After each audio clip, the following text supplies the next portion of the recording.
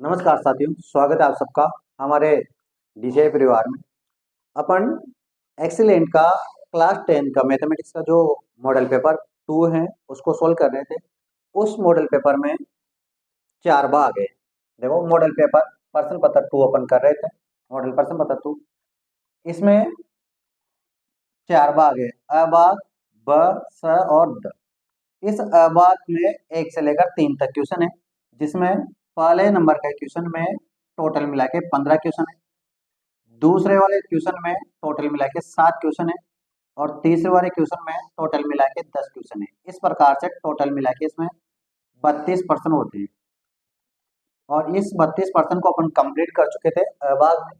आज अपन ब, स और द भाग को करने वाले हैं, जिसमें से ब भाग का पहला क्वेश्चन है, सिद्ध कीजिए कि अंडर रूट 6 एक अपरिमेय संख्या है। आपको सिद्ध करके बताना है कि अंडर रूट 6 क्या है, एक अपरिमेय संख्या है। अब देखो इस क्वेश्चन को कैसे सिद्ध करेंगे और अगर इसकी जगह कोई और क्वेश्चन आ गया तो उसको कैसे करेंगे। आप ध्यान से देखेगा, बहुत आसानी से काम हो जाएगा। देखो, संख्याएं दो प्रकार की होती है। संख्याएं कितनी प्रकार की होती है? दो प्रकार। एक तो वास्तविक संख्या और एक होती है काल्पनिक संख्या। काल्पनिक संख्या, अब काल्पनिक से अपन को कोई मतलब नहीं है। वास्तविक संख्या को अपन दो भागों में बांट सकते हैं। एक तो होती है परिमेय संख्या और एक होती है अपरिमेय संख्या। अपरिमेय संख्या किसे कहते हैं? परिमेय संख्या वो संख्या है जिसको अपन P upon Q Q not equal zero के रूप में लिख सकते हैं। परिमेय संख्या क्या है? ऐसी संख्या है जिसको P upon Q Q not equal zero के रूप में लिखा जा सकता है। वो संख्या क्या है? परिमेय संख्या है। और अपरिमेय संख्या क्या है? जिसको P upon Q Q not equal zero के रूप में नहीं लिखा जा सकता, उन्हें अपन क्या कहेंगे? अपरिमेय संख्या कहेंगे। इसका मतलब अंडर रूट के अंदर जितनी भी अभाज्य संख्याएं आएगी, उन अभाज्य संख्याओं को अपन क्या कहेंगे? अपरिमेय संख्या। इसके अलावा पाई और ई, ये दो अपरिमेय संख्या होती है। सिद्ध कीजिए कि अंडर रूट 6 एक अपरिमेय संख्या है। देखो, संख्याएं दो ही प्रकार की, मुख्य रूप से परिमेय और अपरिमेय। अब देखो, अपरिमेय संख्या तो सिद्ध करना है, जबकि अपन जानते हैं कि अंडर रूट 6 क्या है? एक अपरिमेय संख्या है। जब आपको ऐसा दिया हो, कोई ऐसी संख्या दे रखी हो जिसको आप जानते हो कि अपरिमेय संख्या है और इसको परिमेय सिद्ध करने के लिए कहा जाए, तो उसका उल्टा मान लो। क्या मान लो? उल्टा। तो अपन इसको मान लेते हैं कि अंडर रूट 6 एक परिमेय संख्या। देखो, माना रूट 6 एक परिमेय संख्या है। परिमेय संख्या है, तब हम लिख सकते हैं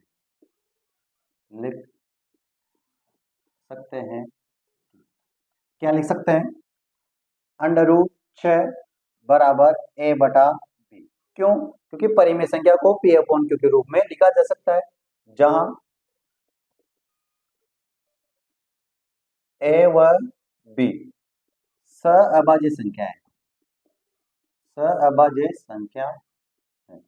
सअभाज्य संख्या का मतलब होता है ऐसी दो संख्याएं जिनका यद्यप एक होता हो। अब देखो, इस चीज को आप इस तरह से समझें, ए और बी सहभाज्य संख्या है। इसका मतलब है कि ए और बी का एक भी गुणनखंड इस संसार में ऐसा नहीं है जो उभयनिष्ठ हो, अर्थात ऐसी कोई संख्या नहीं है जिसका भाग ए में भी जाता हो और उसी संख्या का भाग बी में भी जाता हो। उभयनिष्ठ गुणनखंड नहीं। लेकिन अगर इसको हल करते करते अपन ये बता दें कि ए का भी कोई ना कोई गुणनखंड है और बी का भी कोई ना कोई उभयनिष्ठ गुणनखंड है, दोनों का उभयनिष्ठ गुणनखंड है, तो फिर अपन कहेंगे कि ये उपरोक्त जो कल्पना की है अपन ने, ये कल्पना क्या है? गलत है। और अगर ये कल्पना गलत है तो फिर ये वाली बात भी गलत है, और अगर ये वाली बात गलत है तो फिर अंडर रूट 6 क्या होगी? एक अपरिमेय संख्या होगी, न कि परिमेय संख्या। इसको अपन को सिद्ध करना है। तो उसके लिए आपको क्या करना है? सबसे पहले इसका वर्ग करना है। वर्ग करने पर तो यहाँ आ जाएगा, वर्ग करेंगे तो 6 बराबर ए स्क्वायर बटा बी स्क्वायर। क्या आ जाएगा? ए स्क्वायर बटा बी स्क्वायर। अब देखो, 6 बराबर ए स्क्वायर बटा बी स्क्वायर। अंडर रूट 6 का वर्ग किया तो 6 और ए बटा बी का वर्ग किया था ए स्क्वायर बटा बी स्क्वायर। बी स्क्वायर को इधर भेज दीजिए आप, 6 बी स्क्वायर बराबर ए स्क्वायर। इसको समीकरण नंबर 1 डाल दो, आगे काम है। अब देखो, 6 का इधर भाग दे सकते हैं अपन, तो बी स्क्वायर बराबर ए स्क्वायर बटे 6, बी स्क्वायर बराबर ए स्क्वायर बटे 6 आ जाएगा। अब देखो इसका अर्थ क्या है, इसका अर्थ है कि ए स्क्वायर में 6 का भाग देने पर भागफल बी स्क्वायर आ रहा है, यही अर्थ है। इसका मतलब ए स्क्वायर 6 से पूर्णतः विभाजित है, तो ये बात आपको यहाँ लिखनी है। यहाँ ए स्क्वायर 6 से विभाजित है, विभाजित है। अतः एक प्रमेय है कि अगर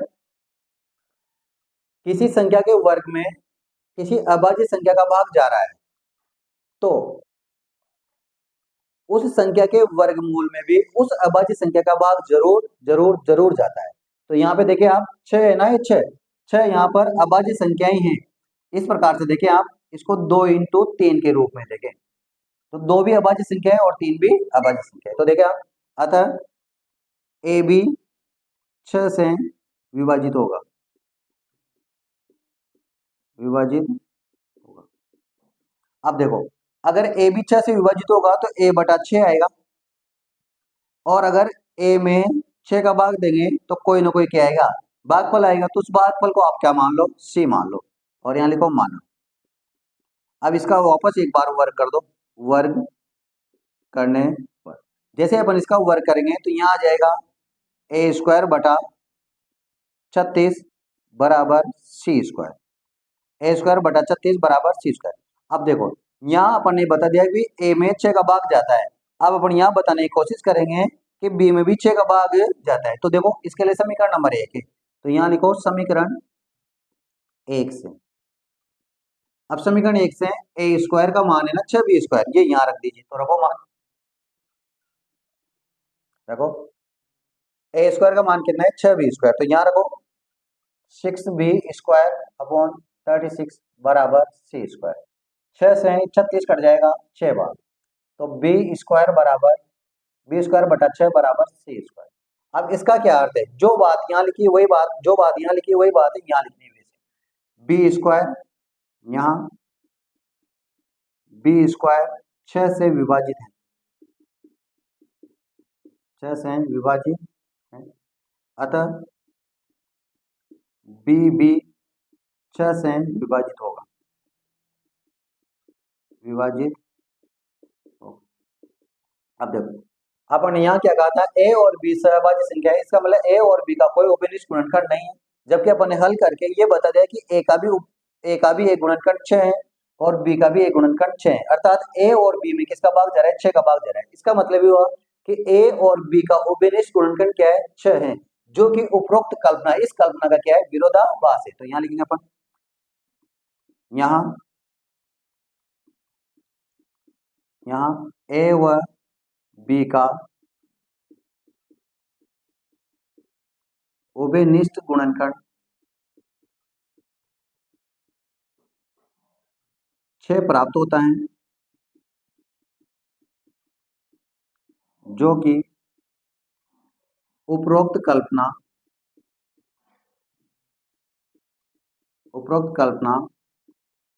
का विरोधाभास है।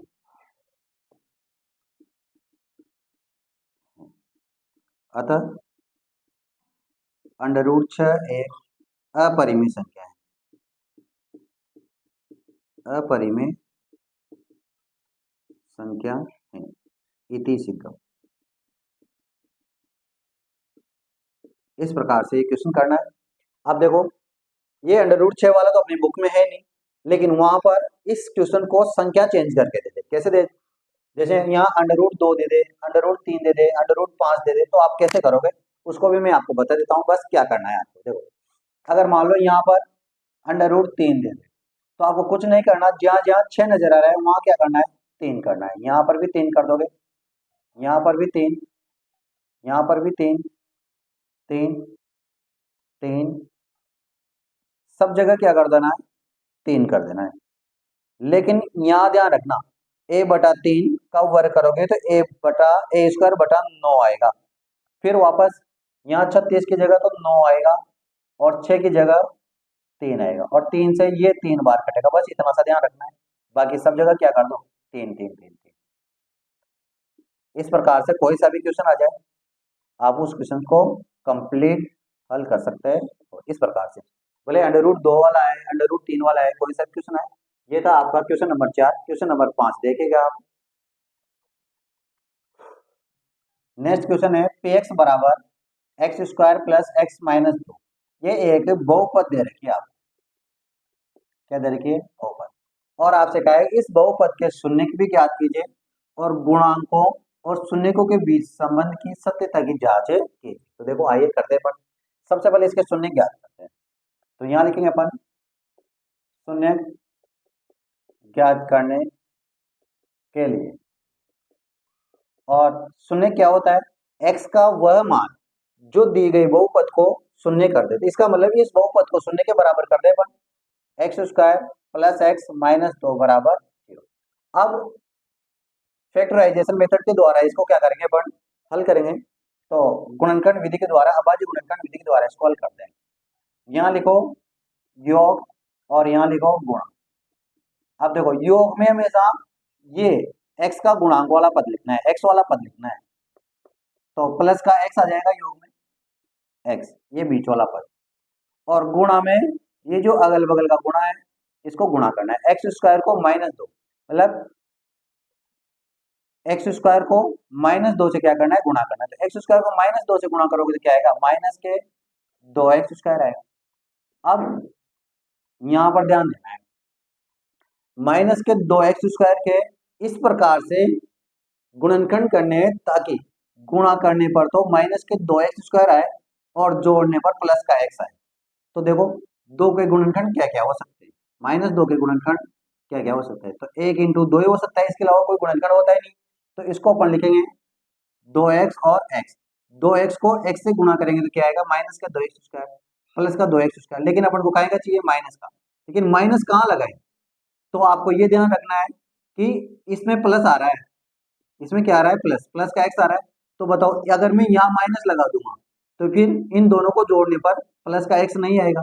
तो फिर मुझे बड़ी संख्या तो प्लस की रखनी है और छोटी संख्या माइनस की रखनी है, इस प्रकार से। अब देखो आप इन दोनों को गुणा करोगे तो माइनस के 2x स्क्वायर आएगा और इन दोनों को जोड़ोगे तो प्लस का x आएगा, क्योंकि 2x में से x घटाने पर क्या आएगा, प्लस x आएगा। अब देखो इस क्वेश्चन को करने के दो तरीके हैं, एक तो x की जगह पर इन दोनों को रखो और कॉमन निकाल के करो, दूसरा आप डायरेक्ट भी यहाँ से शून्य को निकाल सकते हो। तो पहले मैं कॉमन वाले तरीके से बता देता हूँ, x square plus 2x minus x और माइनस के 2 बराबर 0। देखो यहाँ से दो दो के जोड़े बन रहे हैं, यहाँ से x कॉमन आ रहा है तो x कॉमन लेंगे, यहाँ भी x है यहाँ भी x है तो x प्लस 2 बच जाएगा।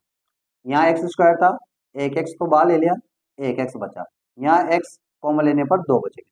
यहाँ माइनस और यहाँ भी माइनस है, तो यहाँ से और यहाँ से मैं माइनस एक कॉमन लूंगा, तो माइनस कॉमन आने पर ये तो हो जाएगा प्लस का, और यहाँ से माइनस कॉमन आने पर ये भी हो जाएगा प्लस का, बराबर 2।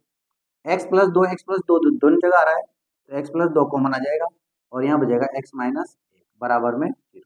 अब इन दोनों का गुणनफल 0 कब होगा, या तो ये 0 हो या ये 0 हो, तो अपन को पता नहीं है कौन 0 है, तो अपन क्या करेंगे, दोनों को 0 कर देंगे। तो एक्स प्लस 2 बराबर 0 या एक्स माइनस 1 बराबर 0।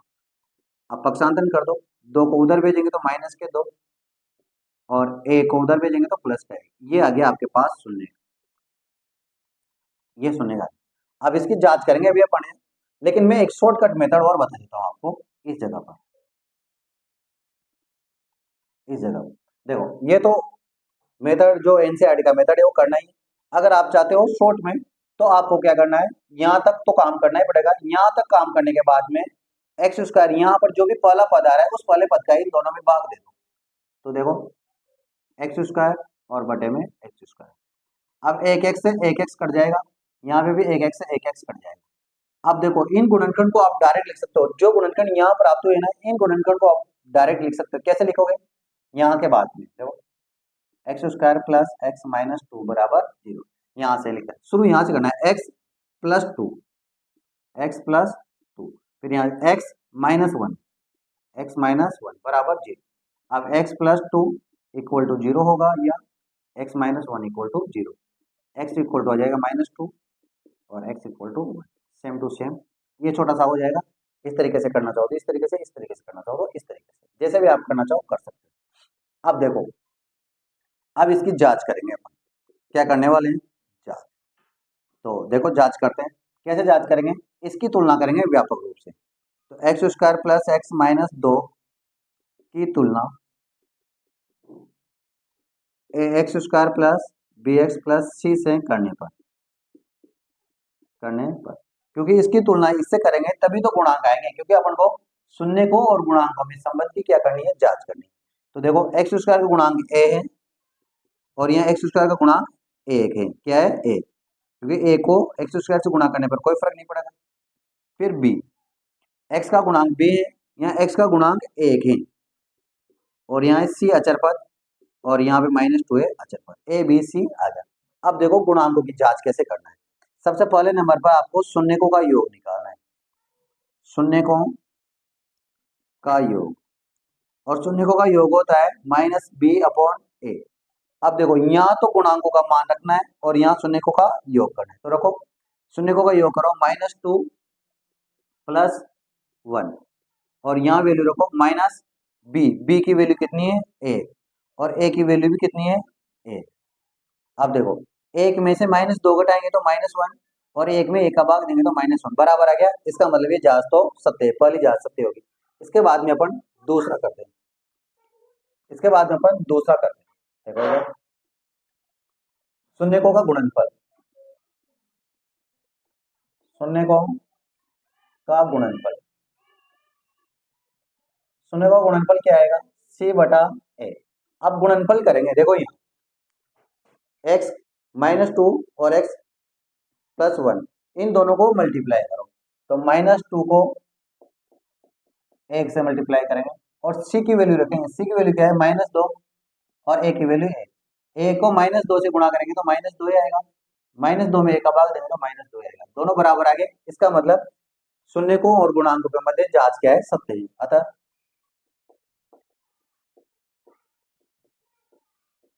शून्यकों और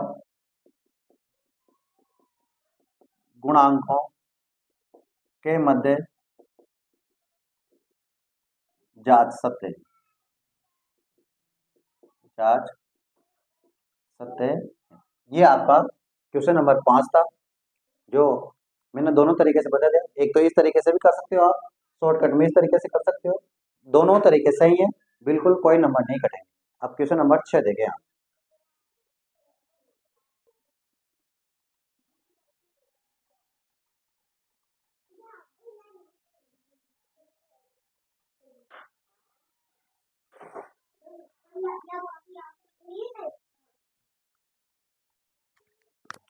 नेक्स्ट क्वेश्चन है क्वेश्चन नंबर 6।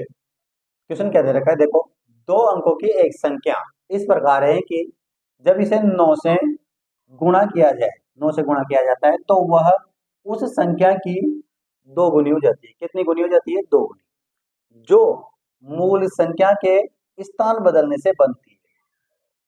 मतलब जो मेन संख्या है ना, उस संख्या को तुम 9 से गुणा करेंगे और उस संख्या का स्थान बदलने से जो संख्या बनती है उसको 2 गुना करेंगे तो ये दोनों क्या हो जाएगी, बराबर हो जाएगी। आगे कह रहा है यदि संख्या के दोनों अंकों का अंतर, मतलब दोनों अंकों के बीच में अंतर 7 हो तो संख्या ज्ञात कीजिए। बहुत अच्छा क्वेश्चन है, अपने बुक्स में भी है ऐसे क्वेश्चन। देखिए आप इसका सॉल्यूशन करते हैं अपन। सबसे पहले मान लो, माना इकाई अंक, इकाई अंक और दाई अंक, तो इकाई अंक तो x मान लेते हैं और दाई अंक y। तो संख्या, अब संख्या क्या बनेगी, देखो मान लो आपके पास दो अंकों की संख्या है 23, तो इसको आप क्या लिख सकते हो, 20 + 3 लिख सकते हो, और इसको और आगे क्या लिख सकते हो, 2 × 10 + 3 लिख सकते हो। इसका मतलब इकाई का अंक जैसा का जैसा रहेगा और दाएं वाले अंकों को बाएं से गुणा करना पड़ेगा 10 से। तो दाएं वाला अंक कौन सा है, y, तो यहाँ हो जाएगा 10y + x। अब देखो यहाँ का यही अंक को बदलने पर जो संख्या बनती है ना उसको भी लिख लो ताकि आगे प्रॉब्लम नहीं आए। अंकों को बदलने पर बनी संख्या, बनी संख्या, तो x की जगह y, y की जगह x आ जाएगा, 10x + y। अब देखो क्वेश्चन अकॉर्डिंग टू क्वेश्चन, पहली शर्त पहली शर्त, देखो इसकी पहली शर्त क्या होगी, संख्या को 9 से गुणा करने पर अंक बदलने पर दोगुनी हो जाएगी। तो देखो इस संख्या को 9 से गुणा करो, 9 इंटू संख्या, ये मूल संख्या है, बराबर हो जाएगी 2 इंटू अंक बदलने पर बड़ी संख्या, अंक बदलने पर बनी संख्या, बनी संख्या। समझ में आ रहा है आपको?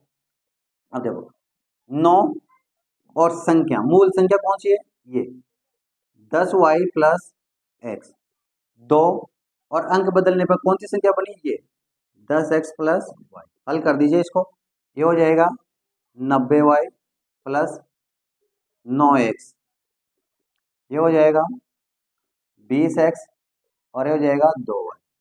तो देखो क्या करोगे, 2y को इधर ले आओ और 9 को उधर ले जाओ, 9 90y और 2y को इधर लाएंगे तो माइनस के 2y, इसको उधर ले जाओ तो 20x और 9x उधर जाएगा तो माइनस के 9x, और यहाँ लिख दो पक्षांतरण करने पर, पक्षांतरण करने पर, शॉर्टकट में लिख दिया मैंने। 90y में से 2y घटाओ तो 88y, 20x में से 9x घटाओ तो 11x, और 11 से 88 कट जाएगा 8 बार, इसका मतलब समीकरण एक आ जाएगी x बराबर 8y। ये पहली समीकरण है ये सब। अब दूसरी समीकरण निकालते हैं अपन, देखें हम दूसरी समीकरण, दूसरी शर्त क्या है,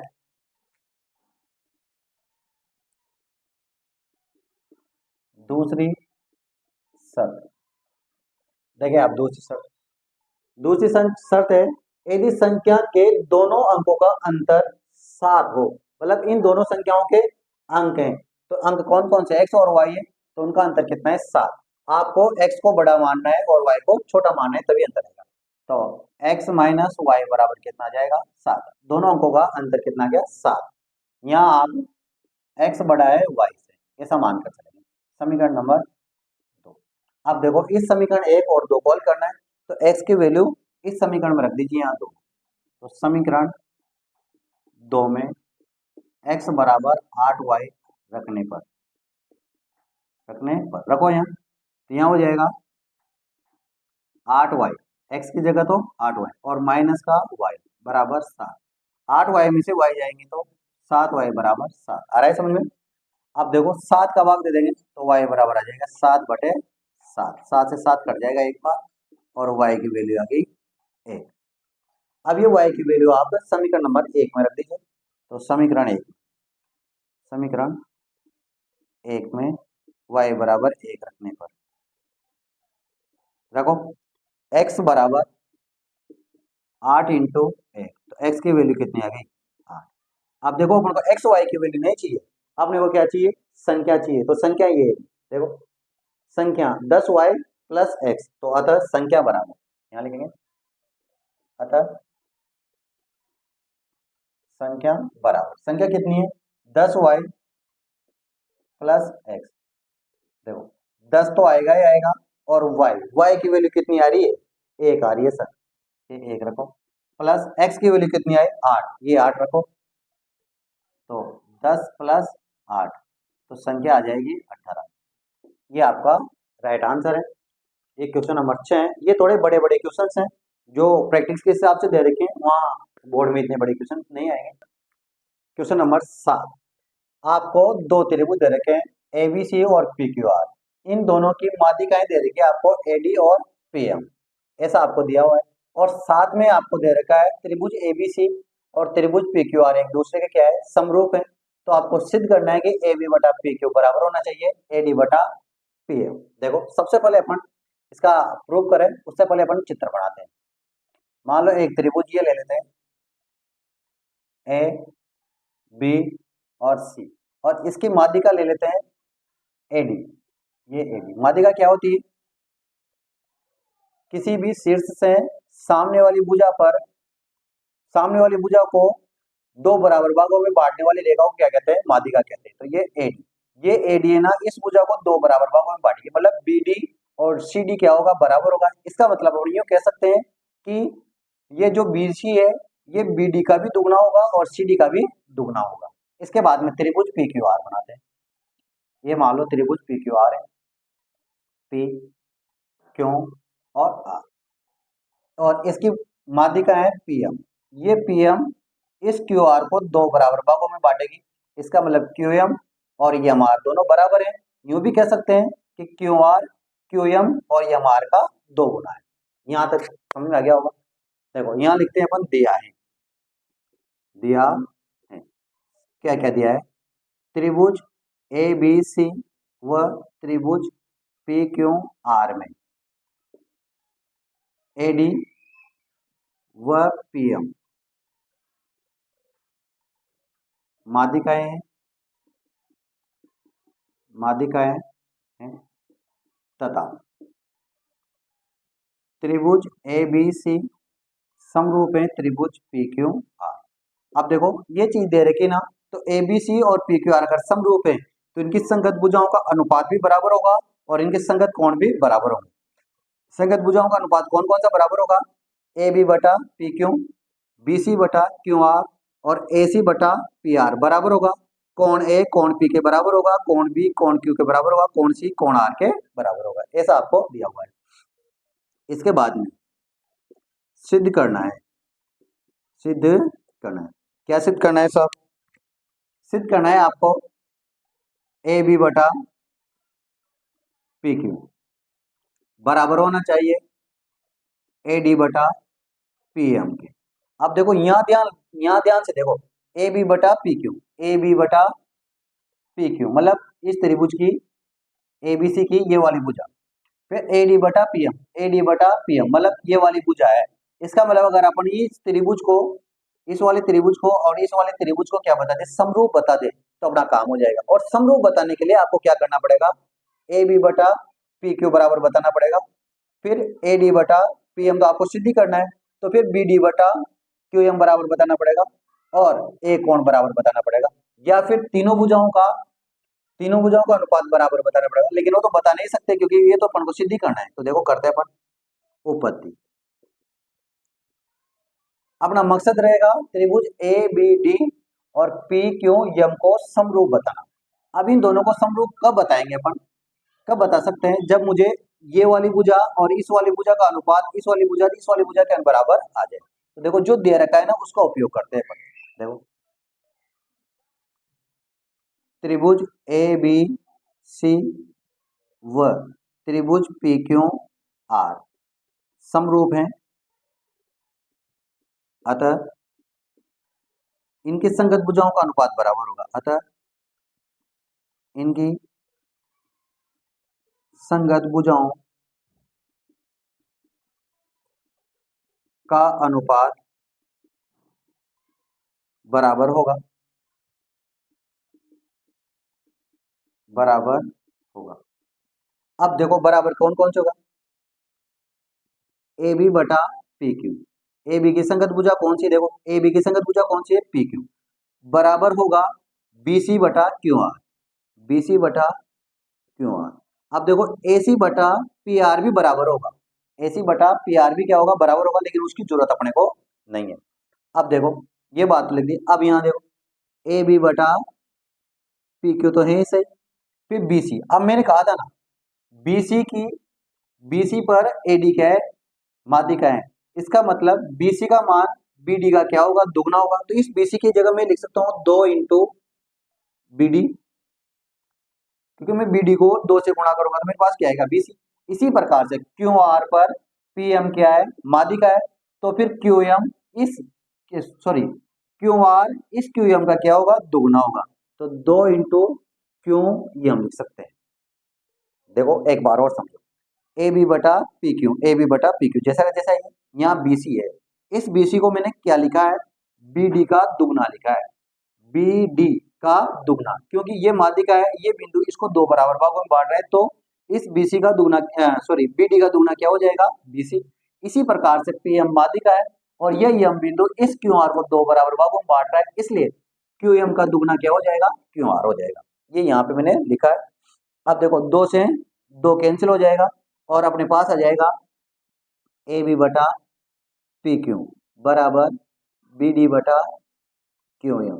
और समीकरण नंबर 1 डाल दो। दिखाई तो दे रहा है ना आपको, दिखाई दे रहा है।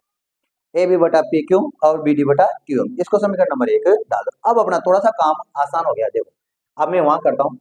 अब अपने को त्रिभुज ए बी डी और पी क्यू एम को समरूप बताना है। तो यहाँ लेता हूं मैं त्रिभुज A B D, A B D व त्रिभुज P Q M, P Q M में। अब देखना इस समीकरण नंबर 1 का उपयोग करते हैं। ए बी बटा पी क्यू, बी डी बटा क्यू एम, ए बी बटा पी क्यू और बी डी बटा क्यू एम बाई 1, समीकरण 1 से बाई 1, ये तो हो गया। अब बताओ ये दोनों त्रिभुज समरूप हैं, तो ये कोण बी और कोण क्यू भी क्या होगा, बराबर होगा। तो कोण बी बराबर होगा कोण क्यू के। क्यों होगा, क्योंकि त्रिभुज ए बी सी समरूप है त्रिभुज पी क्यू आर के। दिखाई दे रहा है आपको, दोनों त्रिभुज क्या है, समरूप है, दिखाई दे रहा है आपको। अब देखो दो भुजाओं का अनुपात बराबर हो गया और एक कोण बराबर हो गया, तो यस ए यस नियम से, यस ए यस, यस ए यस समरूपता नियम से त्रिभुज ए बी डी समरूप होगा त्रिभुज पी क्यू एम के। अतः इनकी संगत भुजाओं का अनुपात बराबर होगा, का अनुपात बराबर होगा। अब इनकी संगत भुजाओं का अनुपात कौन कौन सा बराबर करना है, जो सिद्ध करना है ना उन्हीं को बराबर करना है। तो देखो यहाँ क्या सिद्ध करना था, ए बी बटा पी क्यू, ए बी, देखो यहाँ ए बी बटा पी क्यू होगी संगत भुजा, और दूसरा ए डी, देखो ये ए डी बटा पी एम, ये आपको सिद्ध करना था। और इस प्रकार से ये क्या होता है, सिद्ध होता है इति सिद्धम। ये क्वेश्चन था आपका जो बहुत आसानी से सिद्ध हो गया।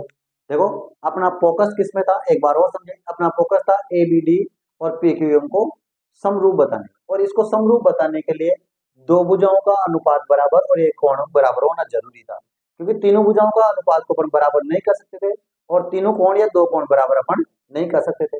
तो फिर अपन ने ए बी बटा पी क्यू तो ऑलरेडी इस त्रिभुज की वजह से दे रखा था, और एडी और पीएम, एडी और पीएम अपन को सिद्ध करना था।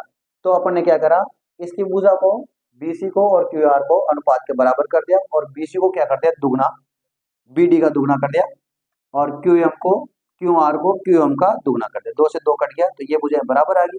और इन दोनों भुजाओं के बीच में ए बी और बी डी के द्वारा बनने वाला कोण बी है, और पी क्यू और क्यू एम के बीच में बनने वाला कोण क्यू है। तो बी और क्यू ऑलरेडी बराबर हो जाएगा, क्योंकि ये दोनों त्रिभुज क्या है, समरूप है, त्रिभुज एबीसी और त्रिभुज पी क्यू आर। इस वजह से ये क्या हो गया, समरूप। और ये समरूप होने की वजह से इनकी संगत भुजाएं, जो समरूप त्रिभुज होते हैं उनकी संगत भुजाओं का अनुपात क्या होता है, बराबर होता है। इस वजह से ये सिद्ध होता है। ये था क्वेश्चन नंबर 7 जो आपके सामने। अब क्वेश्चन नंबर 8 देखिए आप, यदि बिंदु ए बी सी और डी, चार बिंदु दे रखे हैं, एक समांतर चतुर्भुज के शीर्ष है। किसके शीर्ष है, समांतर चतुर्भुज के। तो आपको डी बिंदु ज्ञात करना है जो एक्स वाई दे रखा है। सबसे पहले आप क्या करो, समांतर चतुर्भुज बना लो, ये समांतर चतुर्भुज, और इनको ऐसा लिख दो, ए बिंदु क्या है 6 ए, बी बिंदु क्या है 8 2, सी वाला बिंदु है 9 4, और डी वाला बिंदु है एक्स और वाई। अब देखो कैसे करोगे, एसी का एसी विकर्ण हो गया, और दूसरा बीडी क्या हो गया, इसका विकर्ण। इस ये समांतर चतुर्भुज के जो विकर्ण होते हैं वो एक दूसरे को बिंदु ओ पर क्या करेंगे, प्रतिच्छेद करेंगे और समद्विभाजित करेंगे। क्या करेंगे, समद्विभाजित। समांतर चतुर्भुज के विकर्ण एक दूसरे को क्या करते हैं, समद्विभाजित करते हैं। तो यहाँ लिखेंगे, हम जानते हैं कि समांतर चतुर्भुज के विकर्ण एक दूसरे को समद्विभाजित करते हैं, समद्विभाजित करते हैं। अतः अतः AC का मध्य बिंदु बराबर होगा BD का मध्य बिंदु। अगर ये सम विभाजित करते हैं विकर्ण, तो AC का मध्य बिंदु भी OA होगा और BD का मध्य बिंदु भी OA होगा, दोनों क्या होंगे, बराबर होंगे। और मध्य बिंदु का सूत्र याद होगा आपको, मध्य बिंदु का सूत्र होता है x1 प्लस x2 बटा 2, y1 प्लस y2 बटा 2। अब देखो AC का मध्य बिंदु निकालते हैं, A और C। AC है तो AC के लिए ये x1 y1 हुआ और ये x2 y2। तो देखो 6 प्लस 9 क्या जाएगा, 6 प्लस 9 बटे में 2, x1 प्लस x2, फिर y1 plus y2, 1 plus 2, 1 plus 4 sorry, और बटे में आ जाएगा। इसी प्रकार से BD का मध्य बिंदु, तो BD का मध्य बिंदु निकालेंगे तो ये x1 हुआ, ये y1, ये x2 हुआ, ये y2।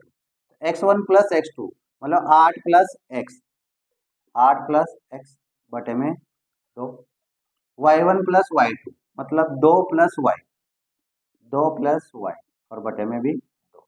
निर्देशांकों की तुलना कर दो, निर्देशांकों की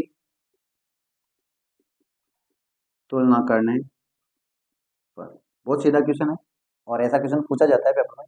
तो यहाँ आ जाएगा 6 प्लस 9 बटे 2, ये किसके बराबर होगा, इसके बराबर, x निर्देशांक के बराबर हो जाएगा, तथा y वाला निर्देशांक के बराबर हो जाएगा। 1 प्लस 4 बटा 2 और 2 प्लस y बटा भी 2, 2 से 2 कट जाएंगे, 2 से 2 भी, ये हो जाएगा 6 प्लस 8 प्लस 1 और 8 प्लस, देखो मैंने क्या करा, ये 9 था ना, इसको मैंने 8 प्लस 1 लिख दिया ताकि 8 से 8 कैंसिल हो जाए और x की वैल्यू आ जाएगी 7 डायरेक्ट। देखो 9 को मैं 8 प्लस 1 लिख सकता हूँ, 8 से 8 कट जाएगा और 6 और 1 कितना हो जाएगा 7, तथा इधर देखो यहाँ 1 प्लस 4 है, 1 प्लस 4 तो इसको मैं लिख सकता हूँ 1 प्लस 2 और यहाँ आ जाएगा 2 प्लस वाई, 2 से 2 कैंसिल, तो y की वैल्यू आ जाएगी 3, y की वैल्यू कितनी आ गई, 2 प्लस 1 3 आ गया। अब x और y दोनों आ गया, x और y का मान कहाँ रखो, बिंदु डी पे, अतः बिंदु डी के निर्देशांक, अतः बिंदु डी के निर्देशांक कितने आ जाएंगे, 7 और 3, 7 और 3, यही इसके क्या होंगे, आंसर होंगे। ये आपका क्वेश्चन नंबर 8 था जो अपन ने कंप्लीट कर लिया। इसके बाद क्वेश्चन नंबर 9 देखें, यदि sine theta plus sine square theta बराबर 1 तो सिद्ध कीजिए cos square theta plus cos 4 theta बराबर 1 होगा। वैसे ऐसा क्वेश्चन अपने बुक्स में तो नहीं है लेकिन बना के दे सकते हैं, तो देखे करते हैं।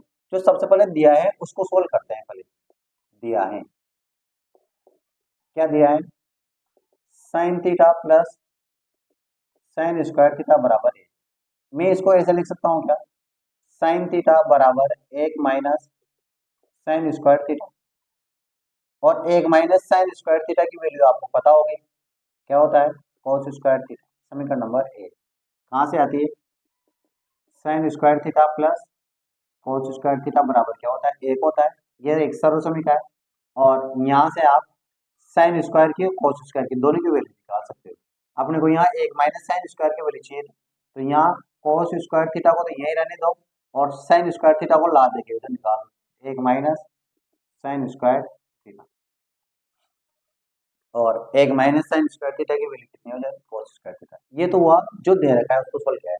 अब अपन को सिद्ध तो ये करना है, इस सिद्ध करने वाले में ये तो है LHS और ये है RHS, तो अपन किसको हल करेंगे, LHS को हल करेंगे। तो देखो यहाँ LHS लेते हैं, LHS क्या है, cos square theta plus cos 4 theta. अब देखो कॉस स्क्वायर थीटा प्लस, इसको मैं क्या लिख सकता हूँ, कॉस स्क्वायर थीटा का होल स्क्वायर लिख सकता हूँ क्या।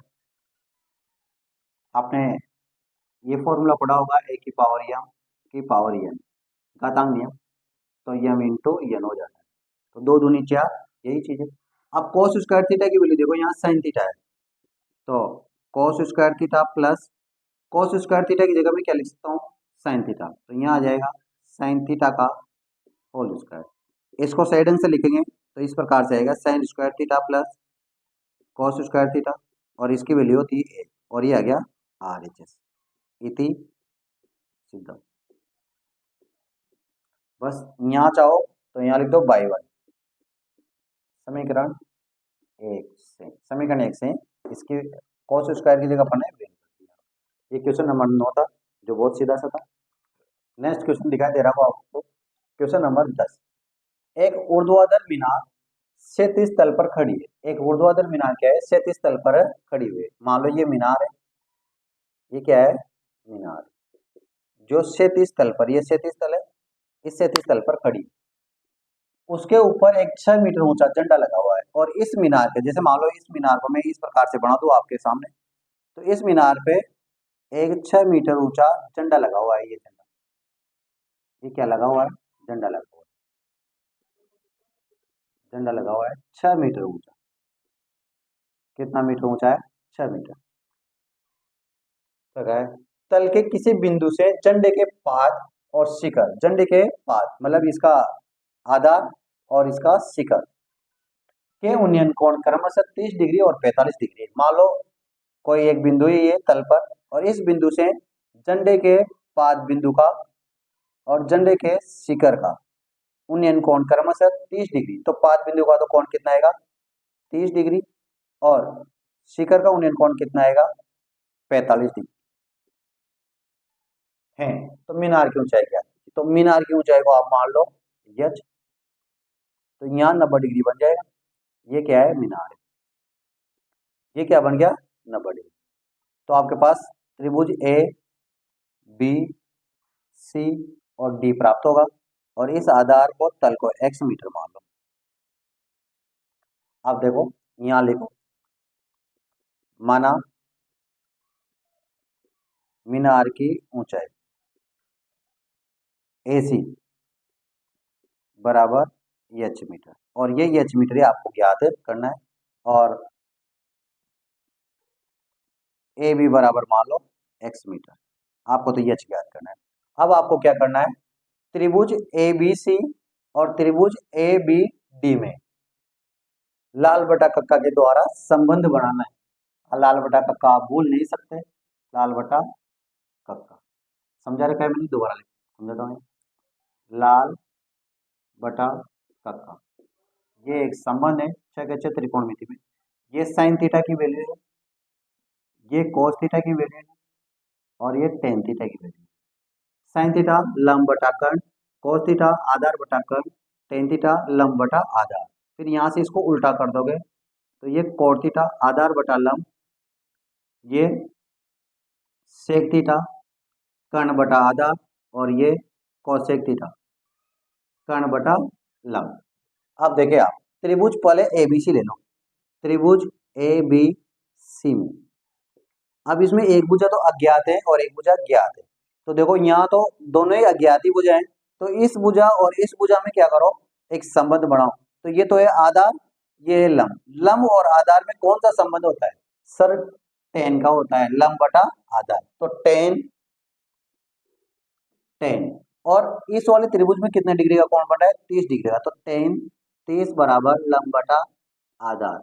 लंब की वैल्यू है एच और आधार की वैल्यू है एक्स, और टेन 30 की वैल्यू याद है आपको, देखो मैंने आपको बता रखा है, टेन 30 बराबर होता है 1 बटा अंडर रूट 3। देखो यहाँ 3 है तो अंडर रूट 3, फिर ऊपर का 1, टेन 45 की वैल्यू होती है, और नीचे का अंडर रूट 3 टेन 60 की वैल्यू होती है। इस प्रकार से आप तीनों मान याद रख सकते हैं। टेन 30 की वैल्यू 1 बटा अंडर रूट 3, टेन 45 की वैल्यू 1, और टेन 60 की वैल्यू अंडर रूट 3। इसकी वैल्यू रख दो 1 बटा अंडर रूट 3 बराबर एच बटा एक्स। तो एक्स तो 1 से गुणा होगा तो एक्स ही रहेगा, और अंडर रूट 3 ये से गुणा होगा तो 3 अंडर रूट एच आ जाएगा। तो यहाँ देखा एक्स बराबर √3 एच, समीकरण नंबर 1। इससे तो ये समीकरण प्राप्त हुई। अब दूसरा देखो ए बी डी, त्रिभुज ए बी डी में कौन सा त्रिभुज लेंगे, ए बी डी। तो ए बी डी में आधार तो यही रहेगा, लेकिन अब लंब चेंज हो जाएगा। लंब कितना हो जाएगा, h प्लस 6 हो जाएगा। कितना हो जाएगा, h प्लस 6। तो देखो tan 45, इस बड़े वाले त्रिभुज में कोण कितने डिग्री का है, 45 डिग्री। उन्हें कोण 45 है, तो 6 प्लस h, तो लंब बटा आधा, लंब तो आ जाएगा h प्लस 6 और आधा आ जाएगा x, और x की वैल्यू अपने पास है ही सही है, तो tan 45 का मान हो जाएगा 1, और यहाँ आ जाएगा h प्लस 6 बटा x की वैल्यू है √3 h, इसको इधर गुणा करो तो √3 h बराबर h प्लस 6, इसको इधर भेज दो, √3 h माइनस h बराबर 6, पक्षांतरण करने पर यहाँ से h कॉमन ले लो, तो √3 माइनस 1 बराबर 6, तो h की वैल्यू आ जाएगी 6 बटा √3 माइनस 1। लेकिन ये आंसर नहीं आ रहा होगा, तो इसका क्या करना पड़ेगा, परिमीकरण। तो यहाँ परिमीकरण कर दो, इसका परिमीकरण करने पर, क्योंकि अंडर वाली वैल्यू हर में नहीं आनी चाहिए, तो परिमीकरण करो हर का, 6 बटा √3 माइनस 1 प्लस से ऊपर नीचे मल्टीप्लाई कर दो, इसका चिन्ह बदल दो, √3 प्लस 1 और √3 प्लस 1, इसको सोल्व करो तो 6 √3 प्लस 1 आएगा, और ये हो गया a plus B, A minus B, A plus B क्या होता है, सूत्र याद है, a plus B A minus B बराबर होता है A square minus B square. तो ये हो जाएगा A square minus B square, मतलब √3 का होल स्क्वायर और a का होल स्क्वायर। यहाँ आ जाएगा 6 √3 प्लस 1 और बटा √3 का वर्ग करेंगे तो पूरा 3 और माइनस का 1, तो यहाँ आ जाएगा 2। मैं यहाँ लिख देता हूँ इधर, तो बराबर 6 √3 प्लस 1 और बटे में 2, 2 से कट जाएगा 3 बार, तो आंसर आ जाएगा 3 √3 प्लस 1 मीटर। ये आ गया h, ये h की वैल्यू। इस प्रकार से आप क्वेश्चन नंबर 10 कंप्लीट होता है आपका। क्वेश्चन नंबर 11 देखें आप। देखो नेक्स्ट क्वेश्चन है, यदि एक बिंदु T से O केंद्र वाले किसी वृत्त पर TA और TB स्पर्श रेखाएं परस्पर 70 डिग्री के कोण पर झुकी हो तो कोण AOB ज्ञात कीजिए। देखो आपको O केंद्र वाला एक वृत्त दे रखा है, ये मैंने वीडियो पहले बना लिया था, कंप्लीट हल कर दिया था, लेकिन उसमें आवाज की प्रॉब्लम आ गई तो मैं दोबारा बता रहा हूँ। देखो यहाँ पर O बिंदु है, O केंद्र है और ये एक वृत्त है, और एक बाह्य बिंदु है T। इस बाह्य बिंदु T से दो स्पर्श रेखा खींच लिखिए TA और TB, और ये दोनों स्पर्श रेखाओं के बीच में जो कोण है वो है 70 डिग्री आपको दे रखा है। आपसे पूछा है कि AOB ज्ञात कीजिए, क्या ज्ञात करना है, AOB। तो देखो इसको ज्ञात करने के लिए अपन क्या करेंगे, त्रिज्याओं के द्वारा केंद्र पर बना कोण और स्पर्श रेखाओं के बीच में बना कोण, ये दोनों एक दूसरे के क्या होते हैं, समपूरक होते हैं। इस नियम का उपयोग करेंगे। वैसे आप डायरेक्ट भी कर सकते हो इसको, कैसे, त्रिज्याएं स्पर्श रेखा के साथ 90 डिग्री का कोण बनाती है, तो 90 और 90 तो ये हो जाएगा, और ये 1 2 3 4 चार भुजाएं तो चतुर्भुज है, चतुर्भुज के चारों कोणों का योग कितना होता है, 360 डिग्री, उसके द्वारा कर सकते हो। लेकिन लंबा होगा, क्या मतलब आ रहा है, आप ऐसा करो, एक लाइन लिख दो यहाँ। हम जानते हैं कि स्पर्श रेखाओं के बीच का कोण और त्रिज्याओं के द्वारा केंद्र पर बना कोण एक दूसरे क्या होते हैं, समपूरक होते हैं, अर्थात इन दोनों का कोणों का योग कितना होगा, 180 डिग्री होगा। अब आगे देखो AOB, ये वाला कोण तो क्या हो जाएगा AOB, तो AOB, और ये वाला कोण हो जाएगा ATB, ये ATB बराबर 180। अब AOB तो ज्ञात करना है, तो AOB जैसा का जैसा ही है, और ATB आपको 70 दे रखा है, तो 70 और 180 को मैं 70 प्लस 110 लिख सकता हूं, ताकि 70 से 70 कैंसिल हो जाएंगे और AOB की वैल्यू आ जाएगी 110। फिर नेक्स्ट क्वेश्चन है, जो भी मैंने कर लिया था, लेकिन आवाज की प्रॉब्लम की वजह से वो खराब हो गया। तो देखो 14 सेंटीमीटर त्रिज्या वाले वृत्त के उस वृत्तखंड का क्षेत्रफल ज्ञात कीजिए जिसका केंद्रीय कोण कितना है, 60 डिग्री। अर्थात आपको एक वृत्तखंड, एक वृत्त दे रखा है O केंद्र वाला, जिसकी त्रिज्या कितनी है, 14 सेंटीमीटर है, और उन त्रिज्याओं के बीच का कोण कितना है, 60 डिग्री है, और उनके द्वारा एक वृत्तखंड बनाया गया है। यहाँ ये वृत्तखंड, लघु वृत्तखंड का क्षेत्रफल आप ज्ञात करें। तो देखो वृत्तखंड की त्रिज्या r बराबर 14 सेंटीमीटर है, कोण है थीटा बराबर 60 डिग्री, और लघु वृत्तखंड यानी कि लघु वृत्तखंड को या वृत्तखंड वृत्तखंड का जो क्षेत्रफल होता है पाई आर स्क्वायर थीटा बटा 360, ये तो हो गया पूरा त्रिज्य खंड का। फिर माइनस आर स्क्वायर बटा 2 साइन थीटा, इस त्रिभुज का क्षेत्रफल घटा में, तो आपके पास क्या आ जाएगा, लघु वृत्तखंड का क्षेत्रफल आ जाएगा। ये सूत्र होता है, डायरेक्ट मान रखना है। अब देखो पाई की वैल्यू 22/7, आर की वैल्यू 14 इंटू 14, थीटा की वैल्यू 60 और बटे में 360। 60 से 360 6 बार कट जाएंगे और 7 से 14 2 बार कट जाएंगे। और यहाँ आर की वैल्यू रख दी 14 का स्क्वायर बटा 2 और साइन 60 थीटा की वैल्यू। अब देखो 22 इंटू 14 जैसा का जैसा ये 2 जैसा का जैसा ये, और 7 तो कट ही गया, तो यहाँ आ जाएगा 6 माइनस 14 का वर्ग 196 और बटे में 2, साइन से 8 की वैल्यू होती है √3/2, 2 से 196 को काटेंगे तो 98 बार और √3/2 जैसा का जैसा।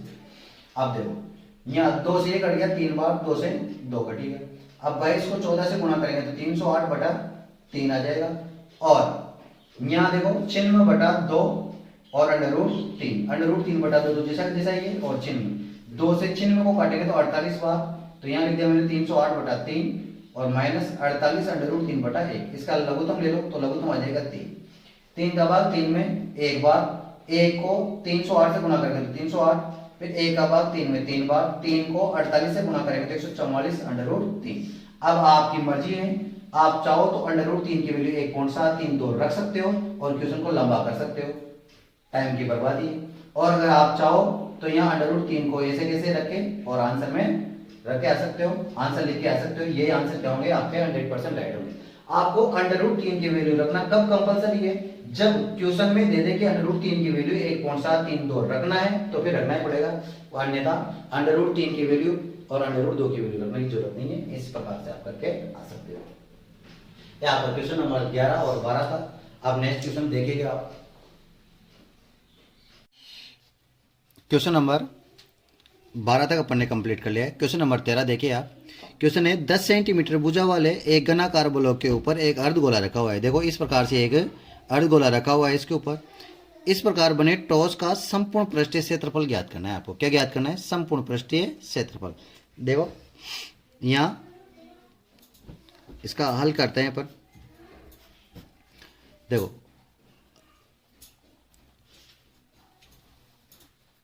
अर्धगोले का व्यास, यहाँ पर जो अर्धगोले का व्यास होगा ना वो इसकी भुजा के बराबर होगा, क्योंकि इसके ऊपर ही रखा हुआ है तो इसकी भुजा कितनी 10 सेंटीमीटर, तो यहाँ हो जाएगा 10 सेंटीमीटर। देखो इस अर्धगोले के ऊपर, इस घन के ऊपर क्या रखा हुआ है, अर्धगोला रखा हुआ है। इस प्रकार से देखिए आप,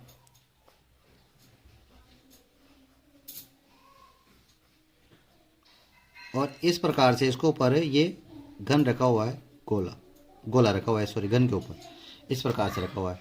तो ये इसका जो आधार भाग है ये पूरे इसको कवर कर रहा है। तो देखो इसकी त्रिज्या, इसका जो व्यास है अर्धगोले का वो किसके बराबर हो जाएगा, 10 सेंटीमीटर। तो आर बराबर हो जाएगा 10/2, मतलब 5 सेंटीमीटर आ जाएगी इस अर्धगोले की त्रिज्या। और घन की भुजा आपको दे रखी है 10 सेंटीमीटर। अब इसका संपूर्ण पृष्ठीय क्षेत्रफल निकालते हैं। ट्रॉस का संपूर्ण पृष्ठीय क्षेत्रफल, तो टॉस का संपूर्ण पृष्ठीय क्षेत्रफल क्या आएगा, ध्यान से देखेंगे आप। सबसे पहले तो आएगा घन का पृष्ठीय क्षेत्रफल, फिर प्लस अर्धगोले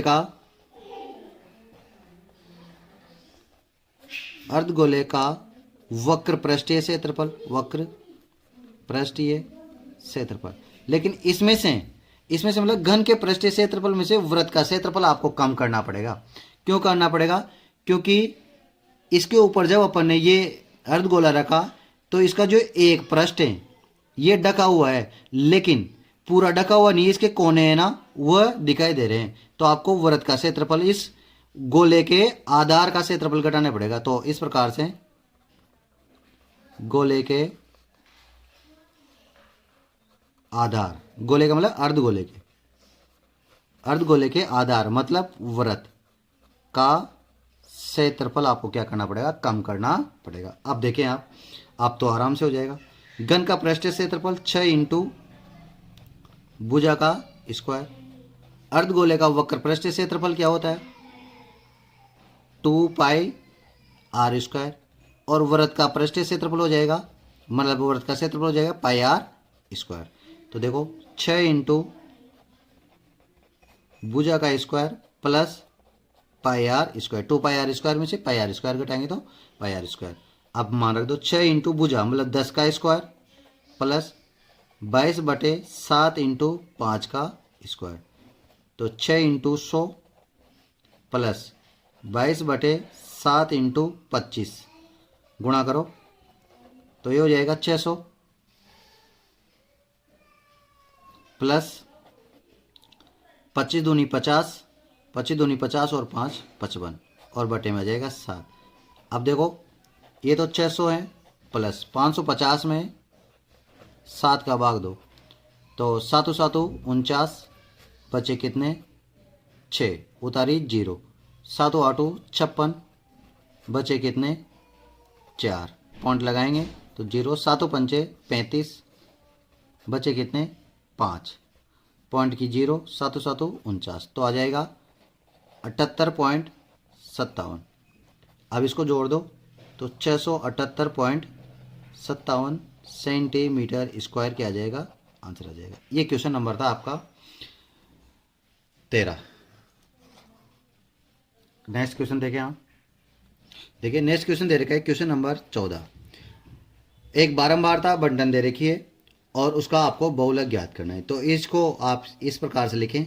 सबसे पहले वर्ग, वर्ग दे रखा है आपको 0 से 10, 10 से 20, 20 से 30, 30 से 40, 40 से 50 और 50 से 60, 60 से 70 और साथ में दे रखी है आपको यह पाई 8, 10, 10, 16, 12, 6 और 7। अब देखो आपको सबसे पहले बहुलक वर्ग निकालना है, लेकिन सबसे पहले आप बहुलक का सूत्र लिख दीजिए। बहुलक बराबर होता है यल प्लस कोष्टक इंटू एच, और यहाँ लिखना है, सिखा रखा है मैंने आपको 10/102, 5 बार यप लिखेंगे तो यप 1, यप 0, 2 यप 1, यप 0 और यप 2, इस प्रकार से आप मान रखेंगे। अब देखो अधिकतम बारंबारता, अधिकतम बारंबारता, तो अधिकतम बारंबारता कितनी है सर? 16 है। कितनी है? 16 के संगत बहुलक वर्ग, बहुलक वर्ग, तो बहुलक वर्ग कितना आ जाएगा? 30 से 40 आ जाएगा। ये आ गया आपका पास बहुलक वर्ग। अब देखो ये सारे वैल्यू निकालनी है। ये बहुलक वर्ग है ना, इससे ऊपर से शुरू करना है, यप 0 से, यप 0, यप 1 और यप 2। अब देखो इसकी वैल्यू आ जाएगी आपके पास।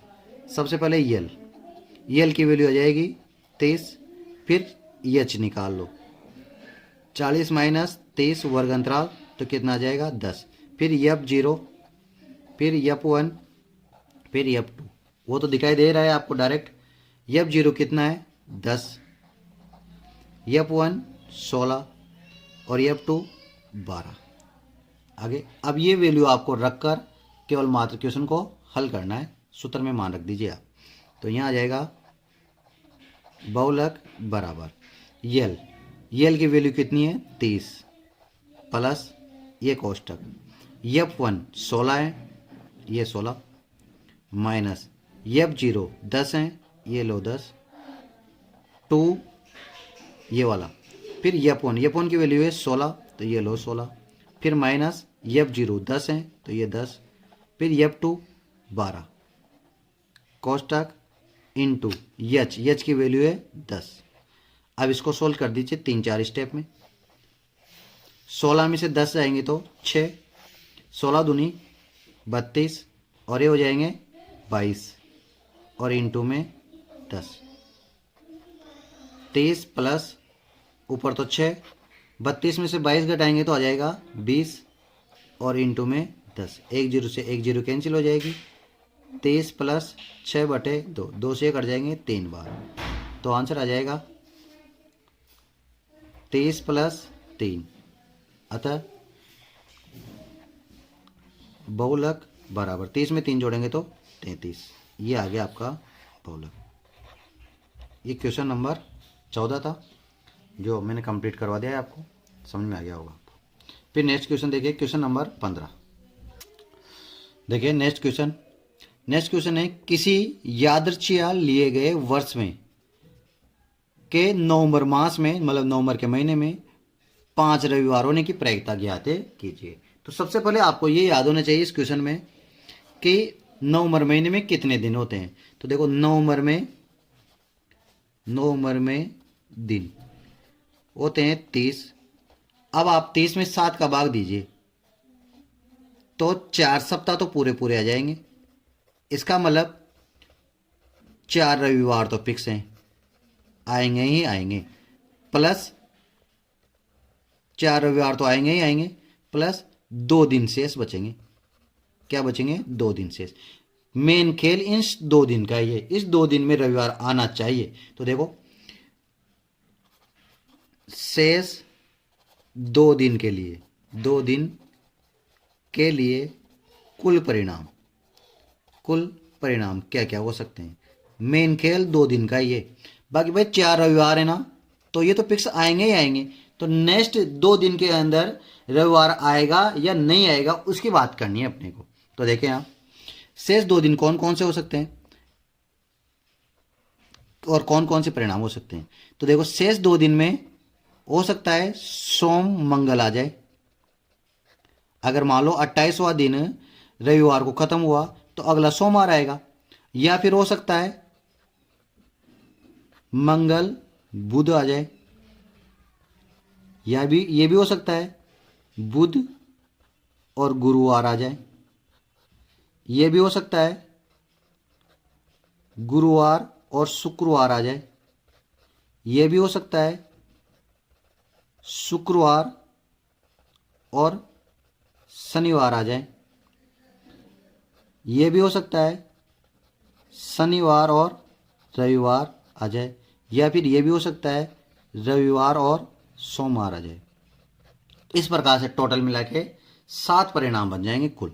ये 7 कुल परिणाम होंगे। देखो इन शेष 2 दिन कौन कौन से हो सकते हैं। तो सोम मंगल हो सकता है, मंगल बुध हो सकता है, बुध गुरु हो सकता है, गुरु शुक्र हो सकता है, शुक्र शनि हो सकता है, शनि रवि हो सकता है, रवि सोम हो सकता है। इन 7 में से कुछ भी हो सकता है। अब अपने को तो चाहिए इन 7 में से केवल रविवार, तो रविवार होने के अनुकूल परिणाम। तो अनुकूल परिणाम कौन कौन से हो सकते हैं। तो वही होंगे जिसमें रविवार आ रहा होगा। तो देखो रविवार कहाँ कहाँ आ रहा है। तो रविवार एक तो इसमें आ रहा है और एक इसमें आ रहा है। तो 2 ही परिणाम है। कौन कौन से हैं। या तो शनि रवि आ जाए, या फिर रवि और सोम आ जाए। अगर ये 2 कंडीशन आती हैं तो 5 रविवार हो जाएंगे। जैसे मान लो ये 28वां दिन शुक्रवार को खत्म हुआ तो अगला 29वां और 30वां दिन शनिवार रविवार आएगा, या फिर ये 28वां दिन शनिवार को खत्म हुआ तो रविवार और सोमवार आएगा। इस दोनों कंडीशन में क्या आ सकता है, रविवार आ सकता है। तो अनुकूल परिणाम आ गया, कुल परिणाम आ गया। तो प्रायिकता P 5 रविवार। इसका क्या मतलब है। इसका मतलब है 5 रविवार आने की प्रायिकता। और सूत्र होता है अनुकूल परिणाम बटा कुल परिणाम। अनुकूल परिणाम बटा कुल परिणाम। तो देखो अनुकूल परिणाम बटा कुल परिणाम के द्वारा अपन मान निकाल लेते हैं। कितनी वैल्यू आ जाएगी। अनुकूल परिणाम है 2 और कुल परिणाम है 7। तो देखो P 5 रविवार बराबर वैल्यू आएगी 2/7। ये आपके क्वेश्चन नंबर 15। अब देखो यहाँ पर अपन ने इस मॉडल पेपर का भाग जिसके 32 क्वेश्चन थे वो कंप्लीट कर लिया है, और दूसरा है ब भाग जिसमें क्वेश्चन नंबर 4 से लेकर 15 तक अपन ने कंप्लीट कर लिया है। अब इसका स और द भाग हैं जो क्वेश्चन नंबर 16 से 22 तक हैं, इन क्वेश्चंस को अपन नेक्स्ट वीडियो में करने वाले हैं। इसका जो फर्स्ट पार्ट है वो फर्स्ट पार्ट मैंने कंप्लीट करवा रखा है, इसका जो फर्स्ट पार्ट है वो मैंने डाल ही रखा है यूट्यूब पर। और इस सेकंड पार्ट में क्या हो गया, ये पार्ट 2 में ये वाला हो गया, और पार्ट 3 में स और द भाग में करवा दूंगा आपको कंप्लीट। इस प्रकार से आपका ये मॉडल पेपर क्या हो जाएगा, एक्सीलेंट का कंप्लीट हो जाएगा। अगर क्वेश्चन समझ में आए तो वीडियो को लाइक करें, शेयर करें, और अगर इच्छा हो तो चैनल को सब्सक्राइब जरूर करें। तब तक के लिए